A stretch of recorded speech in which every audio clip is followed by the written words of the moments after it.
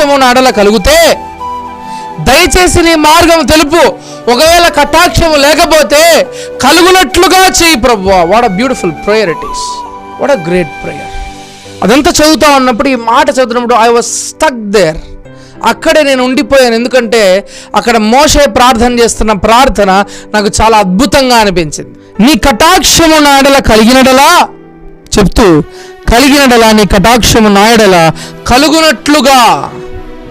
ఇంతవరకు ఒకవేళ నీ కటాక్షం చూపిస్తూ వచ్చావు ప్రభువా, ఇక ముందు నువ్వు చూపించాలనుకోవట్లేదేమో, కానీ నీ కటాక్షం నాకు కావాలి ప్రభువా.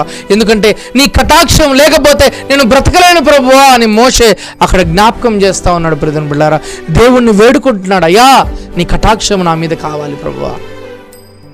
క్రైస్తవులమైన మన జీవితంలో, దేవుని బిడ్డలమని చెప్పుకుంటున్న మన జీవితంలో, విశ్వాసులమని చెప్పుకుంటున్న మన జీవితంలో ఆయన కటాక్షం మన జీవితంలో లేకపోతే మనం ఏమైపోతామో ప్రియమైన బిడ్డలారా, మన జీవితం భ్రష్టు పట్టిపోతుంది. అందుకే ప్రతిరోజు ఉదయాన్నే లేచినప్పుడు, ప్రతిరోజు లేచిన వెంటనే అయ్యా నీ కటాక్షము కలిగినడలా కలుగునట్లుగా అని ప్రార్థన చేయాలి. Lord have mercy, lord have grace.